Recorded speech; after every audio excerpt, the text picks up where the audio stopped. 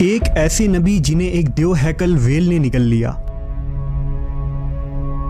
آپ سے ایسی کون سی خطا سرزد ہو گئی تھی اور آپ مچھلی کے پیٹ میں 40 دن زندہ کیسے رہے؟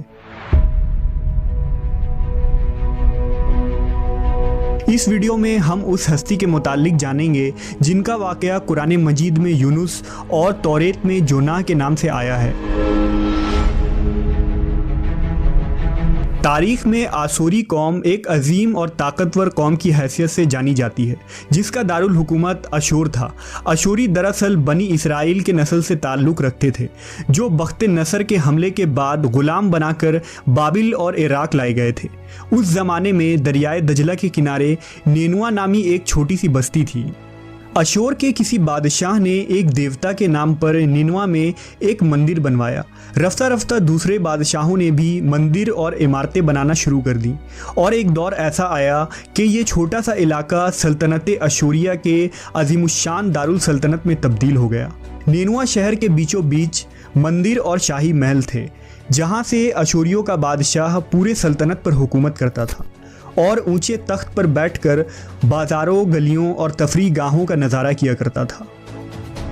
اشور کے مغربی علاقے میں لہلہاتے کھیت تھے۔ پورا شہر درختوں اور باغات سے سرسبز و شاداب تھا۔ اشوریہ لوگ پتھر تراشنے کے فن میں بھی ماہر تھے، لہذا جگہ جگہ سنگ مرمر کے دیواروں پر انہوں نے اپنے دیوتاؤں کے نقش و نگار بنا رکھے تھے۔ مختصر یہ کہ نینوا تہذیب و تمدن کے لحاظ سے انتہائی ترقی یافتہ شہر تھا۔ اشودر دیوتا ان کا سب سے بڑا دیوتا تھا۔ نیز یہ لوگ بادشاہ کو بھی خدا کا درجہ دیا کرتے تھے۔ یہ لوگ بت پرستی اور کفر و شرک میں مبتلا تھے۔ اس وقت نینوا کی آبادی 1 لاکھ سے زیادہ تھی اور یہ 700 قبل مسیح کا زمانہ تھا۔ اللہ نے اس زمانے میں اس قوم کی ہدایت کے لیے حضرت یونس علیہ السلام کو بھیجا۔ حضرت یونس کا پورا نام یونس ابن متا تھا۔ آپ حضرت ہود علیہ السلام کی اولاد میں سے تھے، جبکہ بعض مفسرین نے لکھا ہے کہ یونس علیہ السلام کا تعلق بنی اسرائیل سے تھا۔ آپ حضرت یوسف کے چھوٹے بھائی بن یامین کے بیٹے تھے۔ جب آپ کو نبوت ملی اس وقت آپ کی عمر 28 سال تھی۔ آپ پر ایک صحیفہ بھی نازل ہوا جو توریت میں یونہ کے نام سے موجود ہے۔ حضرت یونس سب سے پہلے اشوری بادشاہ کے پاس گئے اور اسے پیغام حق سنایا۔ اسے خدائی کے جھوٹے دعوے سے توبہ کرنے کا حکم دیا اور ایک اللہ کی عبادت کی طرف بلایا۔ یونس علیہ السلام نے اس سے ان اسرائیلی قیدیوں کو آزاد کرنے کا بھی حکم دیا جسے اس نے قید کر رکھا تھا۔ نینوا کا بادشاہ آپ کی باتیں سن کر غضبناک ہو گیا اور آپ کی جان کا دشمن بن گیا، لہٰذا آپ علیہ السلام نینوا کے عوام کے پاس گئے اور انہیں توحید کی دعوت دی۔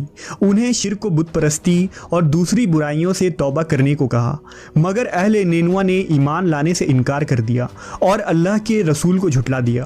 یونس علیہ السلام مسلسل اس کوشش میں رہے کہ ان کی قوم کے لوگ راہ راست پر آ جائیں۔ آپ نے انہیں بہت سمجھایا اور دعوت کے کام کو جاری رکھا۔ دیکھتے دیکھتے 40 سال کا عرصہ گزر گیا، لیکن یہ قوم حضرت یونس کا انکار کرتی رہی اور شرک پر ڈٹے رہے۔ نیز حضرت یونس کو دھمکیاں بھی دی گئیں کہ اگر آپ نے اشودر دیوتا کے خلاف کچھ کہا تو وہ آپ کو قتل کر دیں گے۔ آخر کار حضرت یونس اپنے قوم سے مایوس ہو گئے۔ جب ان کی سرکشی اور نافرمانی انتہا کو پہنچ گئی تو اللہ نے حضرت یونس کو حکم دیا کہ لوگوں کو آگاہ کر دو کہ 3 دن کے اندر ان پر عذاب آنے والا ہے۔ لہٰذا آپ نے اہل نینوا کے سامنے اعلان کیا کہ اگر تم نے 3 دنوں کے اندر بت پرستی اور شرک سے توبہ نہ کی تو تم پر اللہ کا قہر نازل ہوگا اور پورا شہر تباہ و برباد ہو جائے گا۔ لوگوں نے آپ کا مذاق اڑایا اور جواب میں کہا، ہم تمہارے رب کی طرف سے عذاب کے منتظر رہیں گے۔ آپ کی قوم نے آپس میں مشورہ کیا تو اس بات پر سب کا اتفاق ہوا کہ یونس کو کبھی جھوٹ بولتے نہیں دیکھا گیا، لہٰذا ان کی بات نظر انداز نہیں کرنی چاہیے۔ مشورے میں یہ بھی طے ہوا کہ دیکھا جائے کہ اگر یونس علیہ السلام رات بستی کے اندر اپنے گھر میں مقیم رہتے ہیں تو سمجھ لو کہ کچھ نہیں ہوگا، اور اگر وہ یہاں سے کہیں اور چلے جاتے ہیں تو یقین کر لو کہ صبح عذاب ضرور آئے گا۔ حضرت یونس علیہ السلام رات کو اس بستی سے نکل گئے۔ صبح ہوئی تو عذاب الہی کا ایک سیاہ دھواں بادل کی شکل میں بستی والوں کے سروں پر منڈلانے لگا۔ جب وہ ان کے قریب ہونے لگا تو ان لوگوں کو یقین ہو گیا کہ اب وہ سب ہلاک ہونے والے ہیں۔ दरअसल हजरत यूनुस अलैहिस्सलाम अपनी कौम से नाराज होकर चले गए थे, मगर उन्हें वहां से निकलने का हुक्म नहीं दिया गया था। वो अजाब की इत्तला देने के बाद अल्लाह की इजाज़त के बगैर अपना इलाका छोड़ गए थे। आसार अजाब देखकर जब अशूरियों ने तौबा व इस्तिग़फ़ार की तो अल्लाह ने उन्हें माफ़ कर दिया। अल्लाह ताला किसी कौम को उस वक्त तक अजाब नहीं देता जब तक वो अपनी हुज्जत पूरी नहीं कर लेता।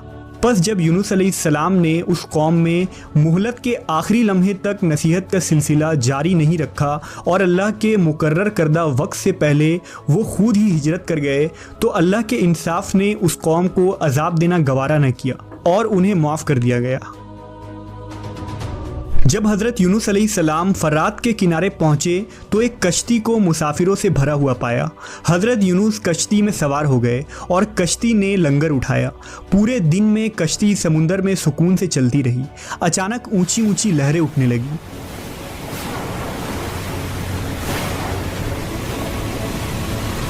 लोगों ने अपना साजो सामान समुंदर में फेंक दिया कि कश्ती का बोझ कम हो जाए, लेकिन कश्ती का बोझ फिर भी कम न हुआ। जब कश्ती डगमगाने लगी तो कश्ती के गर्क होने का यकीन होने लगा।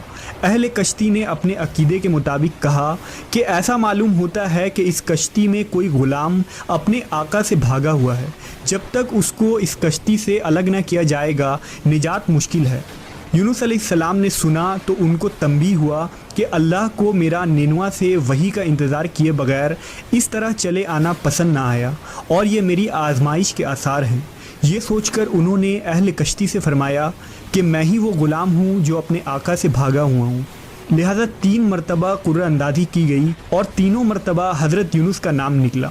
तब मजबूर होकर उन्होंने हज़रत यूनुस को दरिया में डाल दिया।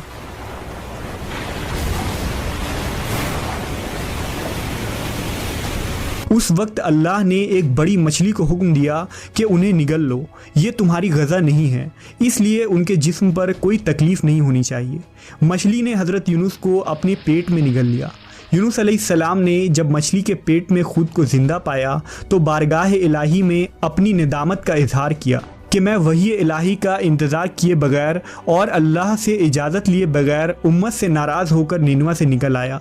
हज़रत यूनुस ने मछली के पेट में अल्लाह को पुकारा। उन पर 3 अंधेरे इकट्ठे हो गए थे, रात का अंधेरा, मछली के पेट का अंधेरा और समुंदर का अंधेरा। आपने उन अंधेरों में ये कलमात कहे, अल्लाह तेरे सिवा कोई माबूद नहीं, तू यकता है, मैं तेरी पाकी बयान करता हूँ, बेशक मैं अपने नफ्स पर खुद ही जुल्म करने वाला हूँ। रिवायतों के मुताबिक अगर हज़रत यूनुस ये तस्बीह ना कहते तो क़यामत तक मछली के पेट में रहते।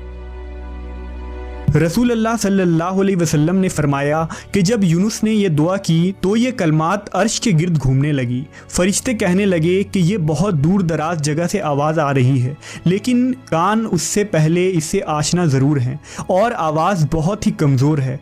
अल्लाह ने हज़रत यूनुस की दर्द भरी आवाज़ को सुना तो फरमाया, क्या तुम इस आवाज़ को नहीं पहचानते? उन्होंने कहा नहीं। फरमाया, ये मेरे बंदे यूनुस की आवाज़ है। फरिश्ते ने कहा, ये वही यूनुस है जिसकी पाक अमल कबूल शुदा हर रोज़ तेरी तरफ चढ़ते थे। ए अल्लाह, मुसीबत के वक्त उस पर रहम कर। तो उस वक्त अल्लाह ने मछली को हुक्म दिया कि वो आपको बग़ैर किसी तकलीफ़ के समुंदर के किनारे उगल दे। रिवायतों के मुताबिक यूनुस अलैहिस्सलाम 40 दिन उस मछली के पेट में रहे और उसके बाद अल्लाह के हुक्म से उस मछली ने आपको समुंदर के किनारे उगल दिया। मछली के पेट में रहने की वजह से आपका जिस्म ऐसा हो गया था जैसे कि परिंदा का पैदाशुदा बच्चा जिसका जिस्म नरम होता है और जिस्म पर बाल तक नहीं थे। गर्ज हज़रत यूनुस बहुत ही कमज़ोर और नातवा हालत में खुश्की पर डाल दिए गए थे। इसके बाद अल्लाह ने समुंदर के किनारे पर एक बेलदार दरख्त उगाया। रिवायतों के मुताबिक वो कद्दू का पौधा था जिसके ज़रिया हज़रत यूनुस अलैहिस्सलाम पर साया हो गया। इसके अलावा अल्लाह ने एक जंगली बकरी भेज दी जो ज़मीन की घास और जड़ी बूटियाँ खाती थी और सुबह व शाम आपको दूध पिलाती थी, यहाँ तक कि आप तंदुरुस्त हो गए। हज़रत यूनुस दरख्त के उस साए में झोपड़ी बनाकर रहने लगे। यूनुस अलैहिस्सलाम की कौम उन्हें तलाश करती हुई एक दिन उस साहिल के किनारे पहुँच गई और उन्होंने आपको देख लिया। उन्होंने आपके हाथ पर इस्लाम की बैत कर ली और साथ ही अल्लाह से तौबा व इस्तिग़फ़ार करने लगे। यूनुस अलैहिस्सलाम दोबारा निनवा चले गए और वहाँ रहकर अपनी कौम की रहनुमाई फरमाई। حضرت یونس کی زندگی نینوا ہی میں گزری اور وہیں آپ کا انتقال ہوا۔ اس قصے سے ہمیں یہ سبق ملتا ہے کہ کسی بھی حال میں اللہ کی رحمت سے مایوس نہیں ہونا چاہیے اور نہ ہی ہدایت کے معاملے میں اپنی ذات پر بھروسہ کرنا چاہیے۔ ہدایت تو بس اللہ ہی کی طرف سے ہے، ہمارے ذمے بس پیغام حق پہنچانا ہے۔